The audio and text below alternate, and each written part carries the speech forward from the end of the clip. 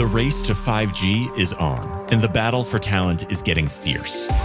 Welcome to 5G Talent Talk with Carrie Charles, a podcast dedicated to helping you face the future workforce head on. Navigate this challenging talent landscape with innovative strategies to attract, retain, and engage people in this new world of work. Only here on 5G Talent Talk with Carrie Charles, CEO of Broadstaff Talent Solutions.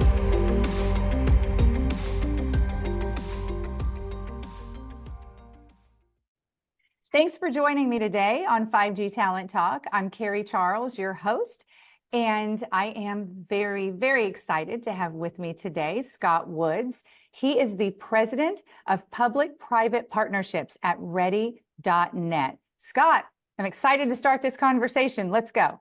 Let's do it. Good afternoon. It's my pleasure to be here with you on today. Great, great. So how did you get into this wonderful world of telecommunications? Well, very interesting story. As we talked about, I actually started as a private practice attorney. So I was going to be the world's best antitrust lawyer, litigation practice here in Washington, D.C. And then I joined the telecommunications shop to do just that. But all of the activity and mergers and acquisitions were going on in the telecom sector. And I sort of built up, a knowledge and understanding on the business side and the regulatory side of what, at the time, telecommunications companies were going through. And then that morphed into broadband. And so from there, I joined the National Telecommunications and Information Administration, NTIA, under the Obama administration to help run and administer, at the time, the nation's first and largest broadband grant program, the BTOP program. So a long and winding road, but ultimately all roads lead here to Ready. But at NTIA, I held several leadership positions and was honored to be the inaugural director of the Office of Minority Broadband Initiatives and the division chief that was responsible to kick off, some really notable grant programs during my time at NTIA. So I know I met you at a broadband event and we just talked and I said, you have got to come on the show. So I want to really try to recreate that conversation a bit. But first, I want to learn about Ready.net and also NTIA, if you could just describe who that is for people who don't know. So I'll start with NTIA. NTIA is the National Telecommunications and Information Administration. It is an agency within the Department of Commerce, U.S. Department of Commerce. And NTIA, under the Infrastructure, Jobs, and Investment Act, it sits the BEAD program, the Broadband Equity and Access Deployment Grant Program. That is basically $50 billion in grant programs designed to target unserved and underserved communities across the country and digital equity, principally as a result of coming out of COVID. To jumpstart our economy, to jumpstart underserved and unserved communities and really get us into a foot competitively globally with other communities and countries, as we are advancing in sort of this technological and digital age of economic and social development. Which we have heard so much about. Absolutely. It is the talk of the town, right? Yes. But Ready, we're a technology software company. And our motto is quite simple. We help broadband professionals connect more people to better services, right? That is our simple mission. And we build software and platforms to help broadband service providers, state broadband offices, local communities, nonprofits, again, just to do that, right? How to enable them to use technology, to use software to ensure that they can expand services into all communities. So it's a pleasure for me to be here and work with some of the best and brightest minds working on this issue of broadband expansion and digital equity. So what do companies need to know when it comes to digital equity and also the government funding opportunities that they have? And I know you mentioned BEAD, could there be others? Yeah, there are others. This is not the first program. It's by far the largest that's come through NTIA to date, but there are other federal programs, there are state programs There's private investment, there's philanthropic entities that invest both in broadband and digital equity. But I think for your audience today, I mean, the time is now. Those who aren't aware, a significant amount of the BEAD funding, the $42.5 billion program, that money is coming into the market this year, as a lot of the states are finishing up their programs with NTIA. They're deploying what we're calling challenge processes to determine exactly where their unserved and underserved and project areas will be. And so this is the year of BEAD and digital equity. And we'll see this, not just in 2024, but in 2025, 2026, and 2027. And then there are other federal programs at Treasury under the Capital Projects Fund, USDA, RUS, Rural Utility Service. They have a telecommunications grant and loan program. And then the FCC has its traditional programs that it's running out for broadband expansion as well. But for now, the biggest and the brightest is right now the spotlight's on BEAD and digital equity.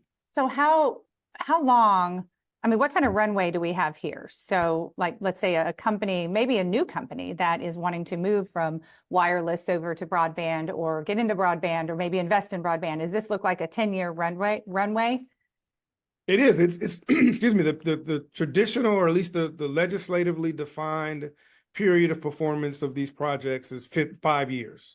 Oh. But from my experience, we're looking anywhere from 7 to 10 years, probably total, before all of these projects, all of them wrap up. Now you'll have some that will wrap up before then, particularly like Louisiana. They're approved to get started. They will kick off later this year, like June, July, August is when their time frame. So those projects again will start in earnest in 2024, and beyond.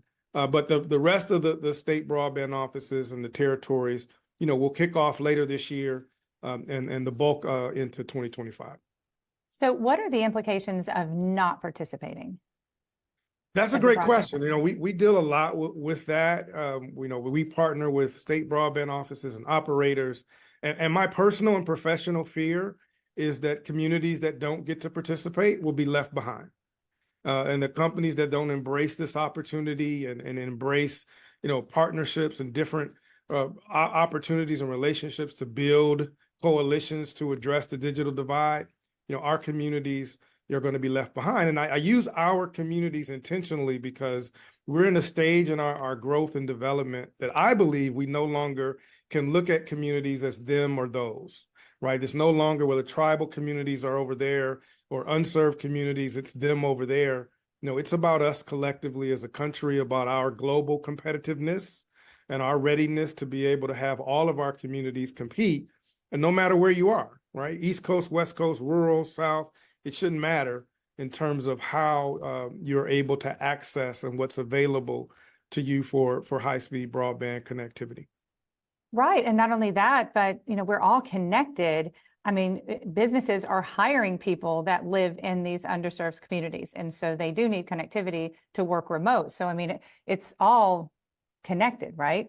It is. It's business, it's personal, right? It's telemedicine, it's health, it's economic development, it's public safety, it's you name it. Everything centers around broadband. And when we look really at technology and where it's going, you look at the advent of AI, which is now, not in the future, right? Communities that don't have the technology and the connectivity, in my opinion, are irreparably harmed, and it's hard to make up. Every generation, it's hard to make up, the gains, because how far technology can take you and take us.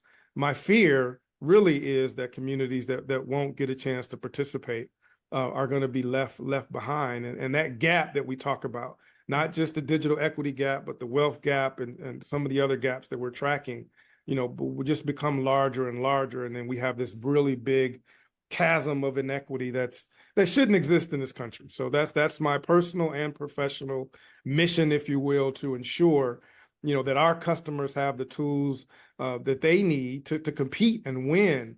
And really, we've seen communities that have adequate and robust broadband, affordable broadband, just absolutely take off. So what are some common misconceptions around BEAD?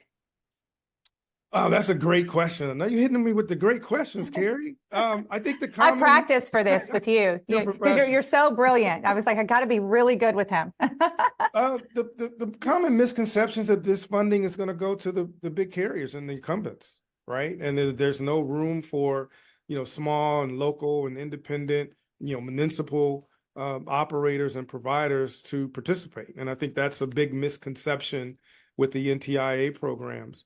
Also that it's too many strings attached. And I think that's true, right? Coming with the federal government money, particularly with NTIA, comes with a significant amount of bureaucracy and string and requirements. But we've done, in my opinion, at Ready, a great job at introducing products that will make that process so much easier to manage. And so the excuse of the bureaucratic red tape, or it's just too many requirements, will no longer hold water as we move forward with this. And then finally, it's this.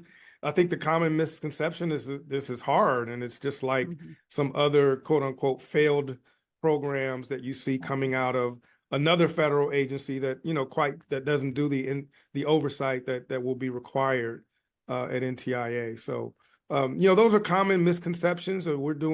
I think the state broadband offices are doing a great job trying to, again, put an outreach message out to not just operators but communities that they're going to be intentional in ensuring that a wide swath of providers, nonprofits, et cetera, to the extent it's allowed by the state, will be able to participate in BEAD.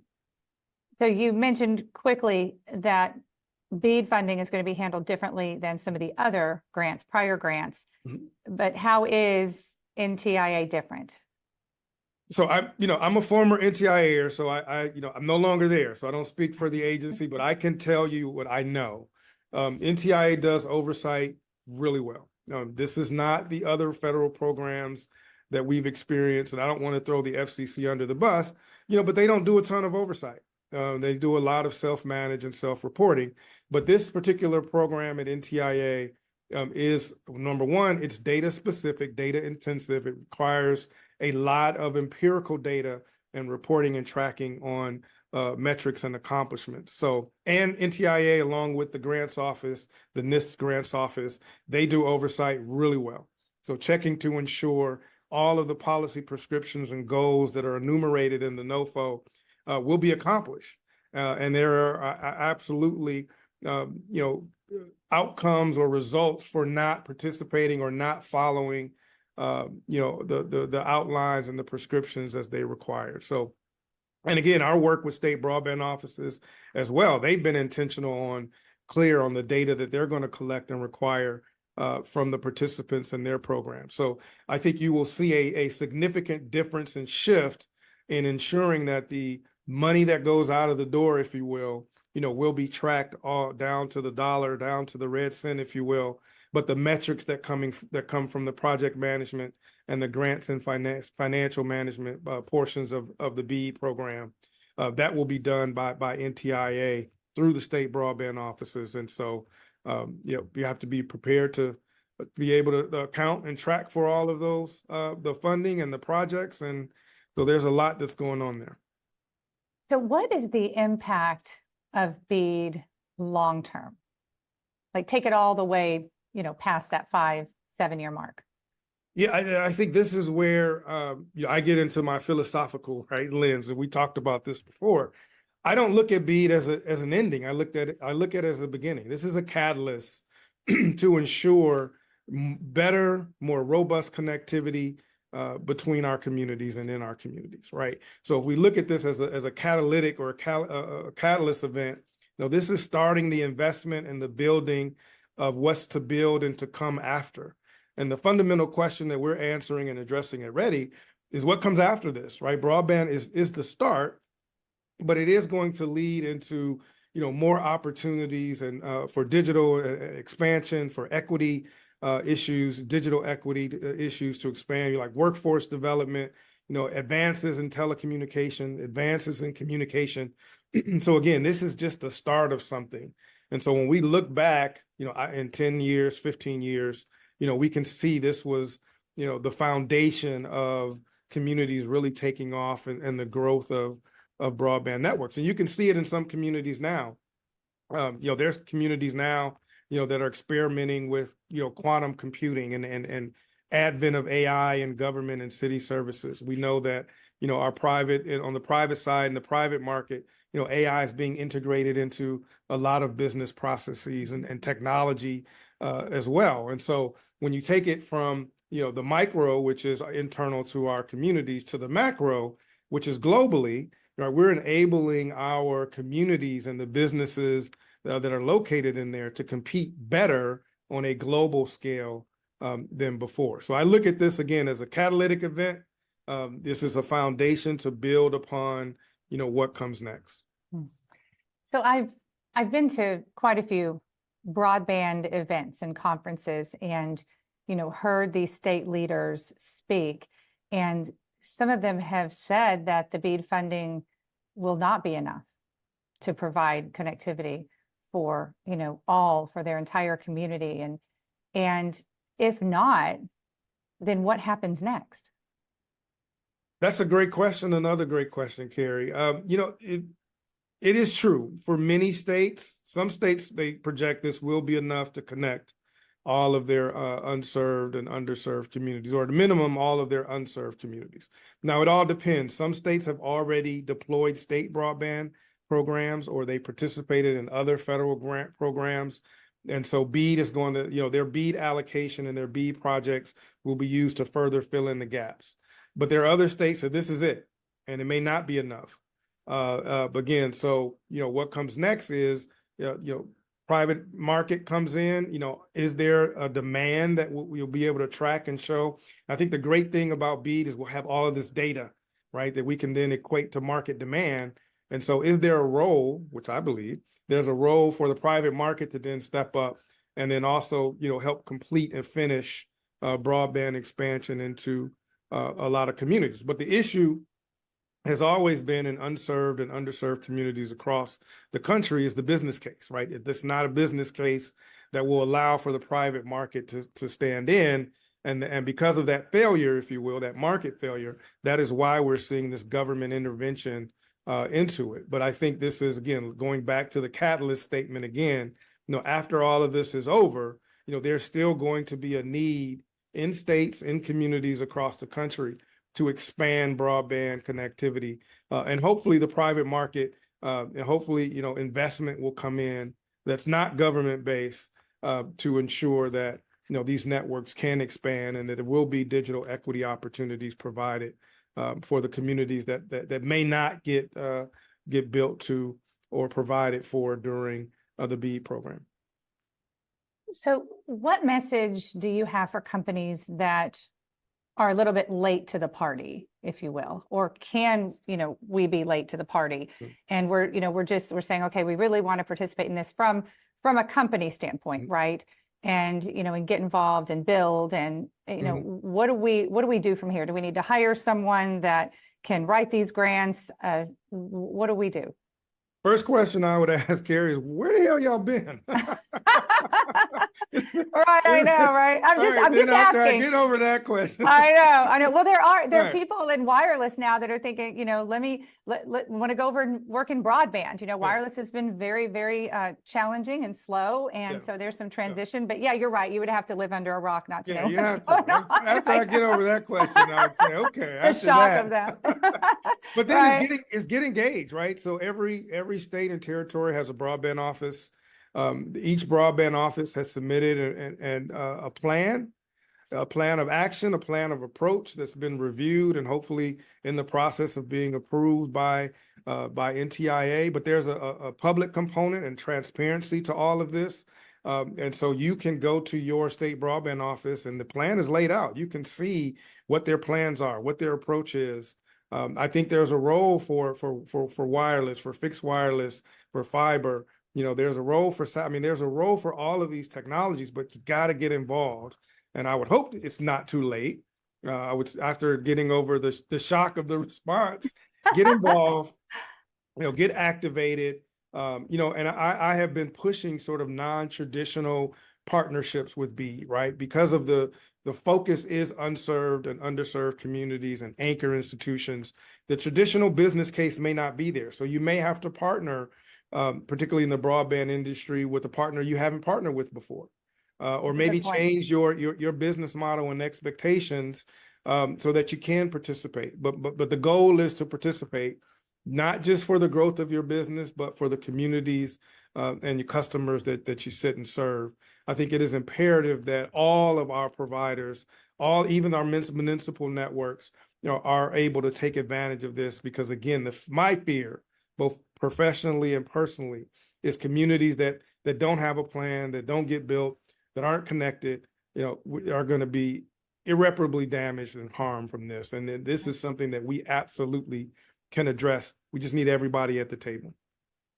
And that's what I loved about you and our conversation, is you had this passion about the mission, and it's bigger than just follow the money, if you will, right? Or okay, we profits and this, that, and the other. I mean, you've got this passion inside of you, and I think that we all need to pay attention to that and get a little piece of it. And I want to modify that. Yes, passion. You can do both. You can make money and be passionate about helping people in communities at the same time. There you go. There's not one or the other.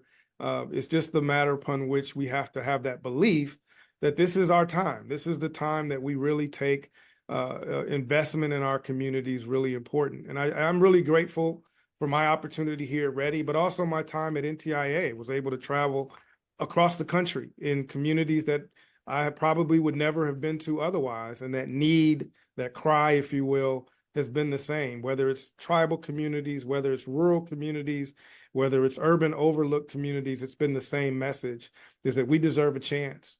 Our children deserve a chance to have, connectivity and access to technology. And I don't want to make a correction, a misconception, not even a correction. We're not talking about equal outcomes, people. I just want to make sure we're talking, I'm free market to the bone. Talking about equal opportunity, and they should not be defined by zip code or amount where you live or how much you make. Access to technology, as we know, is fundamental to the growth of our communities, to being competitive, to ensuring our children have what they need, our seniors, right? So let's make sure we're at the table. We're all pushing and pulling in the right direction. And if we do so, there's a market there for us to take advantage of. Yes. Well, Scott, not take advantage of, but yes. Right. Right. To capitalize on. There's opportunity for all. Opportunity for all. Yeah, we can have an advantage in a good way, so we can all have advantages, right? That's the bottom line. Let's all have them, right? Somebody's going to be sitting there saying, "You said you were going to take advantage." I didn't mean it in that sense. No, it's an election year. This has nothing to do with politics. So. Nothing at all. Nothing at all. No, that's I got you. No, I got the mission, got the passion. That's awesome. Yes.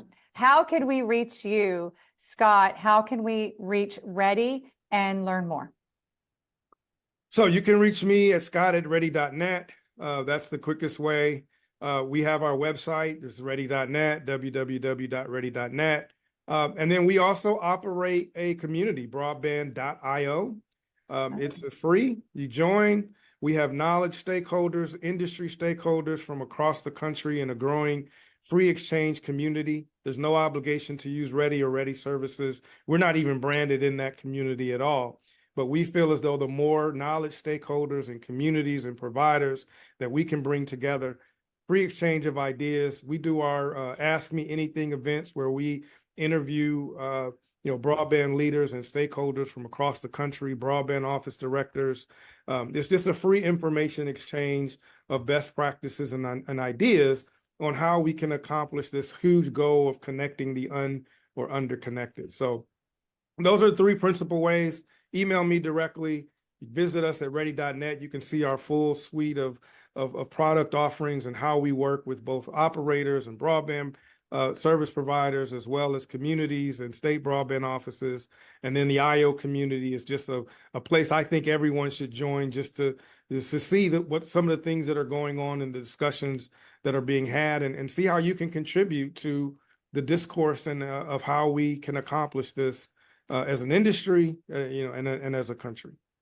Say that one more time, the IO. What was that? It's address? broadband.io. Oh, that's easy enough. It's Yeah, very I think simple. we need to all go there and be a part of that. So Scott, thank you so much. This has been a pleasure. And I do think the more information and education that we all have, then the better that, really this country is going to be when it comes to connectivity and digital equity. So I appreciate your passion and sharing that with us today. Thank you so much, Carrie. I appreciate you, and I appreciate being on here today. Yes. Take care. We'll see you soon at another conference. Let's do it. All righty. That was awesome.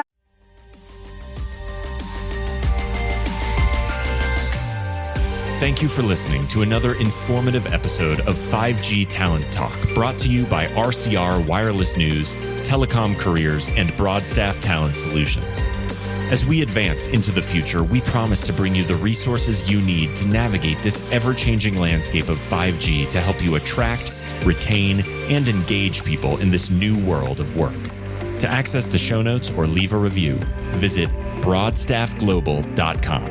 Until next time.